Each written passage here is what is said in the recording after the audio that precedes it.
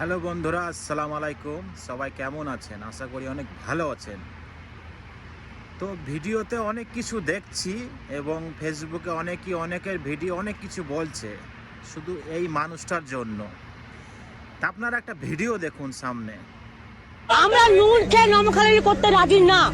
পরিষ্কার কথা, দিদি আমাদের জন্ম থেকে মৃত্যু পর্যন্ত সব আমাদের পড়ছে। বন্ধুরা, একটা জিনিস মনে রাখবেন, ঠিক আছে? মানুষের ভালো দিক কিন্তু কোনোদিন কেউ দেখে না, খারাপ দিকটা সবাই দেখে। যে মমতার কথা যদি আমি বলি, তার যখন সে বক্তা দেয়, ঠিক আছে, অনেক ভালো ভালো কিন্তু কথা বলে, অনেক ভালো কাজ করে, কিন্তু সেই ভিডিওগুলো কিন্তু কেউ ভাইরাল করে না, কেউ শেয়ার করে না। একটা জিনিস মনে রাখবেন, একটা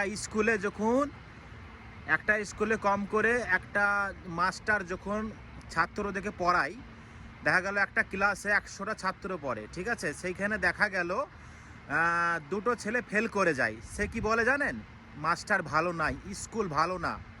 মানে স্কুলের বদনাম করে, মাস্টারের বদনাম করে, বলে সে ভালো করে পড়ায়নি। তো কিছু কিছু মানুষ আছে ঠিক এইরকমই। কি বলে জানেন? যে মমতার কথা যদি আমি বলি, সে মমতা, তার বয়স কত এখন জানেন? কম করেও 70 থেকে হয়তো 75 বছর বয়স হবে। সে দেশের জন্য যেভাবে লড়াই করছে এই বয়সে, তার কিন্তু কিছু নাই। সে চাইলেই সব কিছু ছেড়ে দিয়ে বসে যেতে পারে। আমার বাংলা চলে যাচ্ছে যাক, আমার এই, তার দিকে একবার দেখুন। সে মানুষের জন্য অনেক কিছু করেছে, ঠিক আছে? এত গরিব মানুষ আছে এখনকার পৃথিবীর বুকে, এখন অনেক গরিব মানুষ আছে যারা শুধু মমতার কারণে খেতে পায়। আচ্ছা, আপনি টিএমসি পছন্দ করেন না, অসুবিধা নেই, আপনি অন্য দলে চলে যান, অন্য কাউকে ভোট দেন, কিন্তু এই মানুষটাকে গালি দিচ্ছেন কেন? হ্যাঁ, এই মানুষটা আপনাদের জন্য অনেক কিছু করেছে।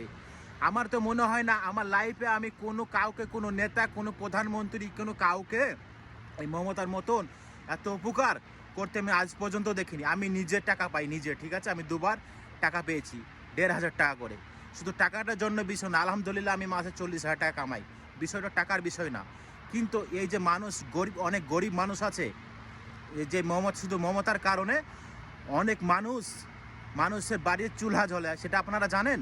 এই মানুষটাকে গালাগালি করছেন, কেউ বলছেন যে ভাই আমি 20 বছর কিছু পাইনি, কেউ বলছেন ভাই 15 বছর কিছু পাইনি, আমি কিছু পাইনি। ভাই, মমতা কি যখন ভোট নেয় তখন কি বলেছিল যে আপনাদের সংসার আমি চালিয়ে দেবো? ভাই, কেউ বলেনি, ঠিক আছে? সে যা করেছে দেশের জন্য, আমার তো মনে হয় না অন্য কেউ হলে এতটা কিছু করতে পারবে। ভাই, মানুষ যখন আপনার, একটা কথা কি জানেন, মানুষ যখন আপনার কাছে থাকবে না, সেটার মূল্য আপনি বুঝতে পারবেন না, কিন্তু সে যখন চলে যাবে তার মূল্য সবাই বুঝতে পারবে।